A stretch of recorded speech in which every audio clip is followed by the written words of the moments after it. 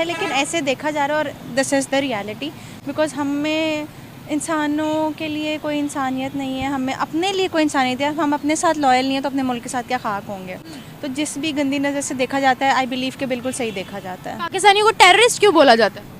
Because देखें ना कि मतलब स्टार्ट फ्रॉम छोटे से ही होता है ना, मतलब अब देखें यहाँ पे थोड़ा सा मुल्लाओं का मसला होता है, बम धमाके, शिया मुस्लिम के रफड़ों से ही नहीं हम निकल पा रहे हैं, तो मतलब आई डोंट ब्लेम देम अगर वो हमें टेररिस्ट कहते हैं, because this is the fact. क्या हम देखिए, हमारा तो उनके साथ कोई मुकाबला ही नहीं ना है, ठीक है। हम तो यहाँ, हमारे सामने कोई पाकिस्तानी हमारे सामने मर जाए तो हमें कोई फ़र्क नहीं पड़ता ना। हम लोगों ने देखना नहीं है हर इंसान, अब यहाँ पे अफ्तारी का टाइम हो जाए और एक्सीडेंट हो जाए, हर बंदे को ना कि हम अफ्तारी करने चले जाएं, पहले खा लें।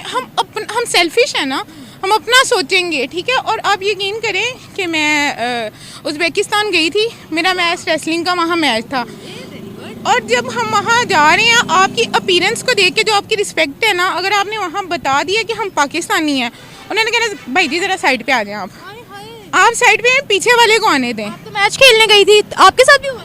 हमारी टीम की कोई रिस्पेक्ट नहीं, ठीक है। पाकिस्तानी की हेल्पिंग नेचर तो है, लेकिन वो खुद ब खुद किसी की मदद नहीं करना चाहते। मदद तो वो करते, कैसी हेल्पिंग नेचर हुई?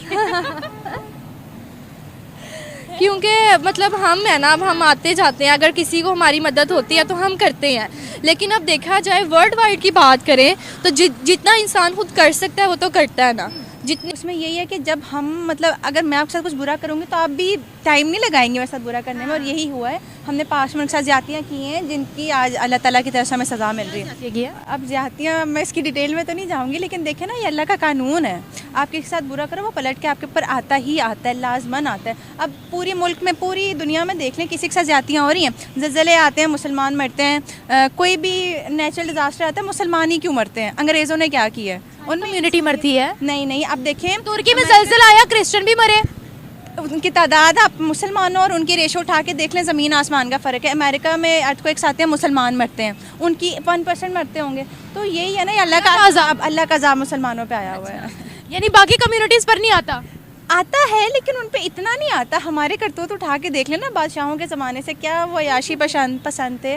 और बात कर दिया यार, हम तो उनको अपना वो यूएई और जो कश्मीर की भारत की सरकार है उसके दरमियान एक मुआहदा हुआ है, और उस मुआहदे में जो यूएई है वो इंफ्रास्ट्रक्चर डेवलप करेगा कश्मीर के अंदर। ये एक बहुत बड़ी खबर है अगर इसको देखा जाए। असूली एतबार से मैं समझता हूँ कि भारत को एक बहुत बड़ी कामयाबी मिली है जम्मू और कश्मीर के कॉन्टेक्स्ट में।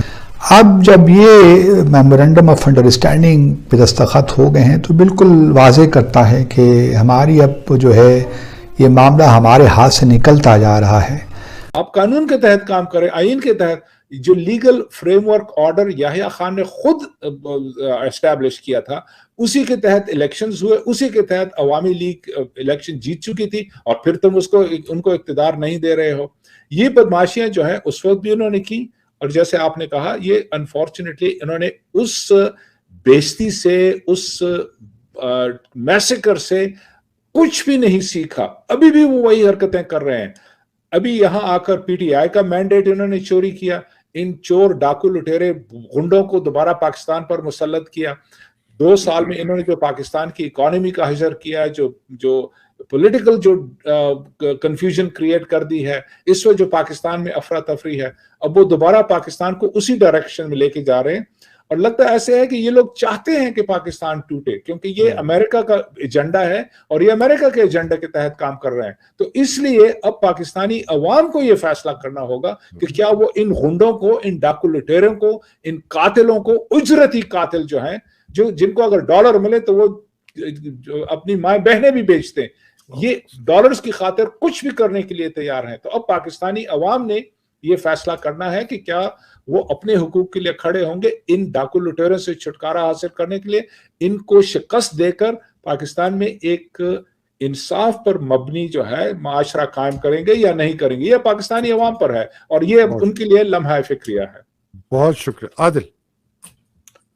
देखिए सर, मैं तो तारीख में सब कुछ जो है वो तो आप लोग मुझसे बेहतर जानते हैं। हम सब ने पढ़ा है कि क्या हुआ था क्या नहीं हुआ था। बंगालियों को हम कल तक झूठा कहते थे, आज वो सच्चे साबित हुए हैं। मोस्ट रिसेंटली बाजवा ने कई अरबों रुपया खर्च करके कमांड फंड से अपने, जारी बात है पाकिस्तान के पैसे थे, अवाम के पैसे थे, प्रोजेक्ट C-71 चलाया। ये साबित करने के लिए कुछ ड्रामे बना के और प्रोग्राम चला के, हम भी उसका हिस्सा थे लेकिन वॉलंटियर हैसियत में, उनसे रुपया नहीं लिया, जेब से पैसा लगाया।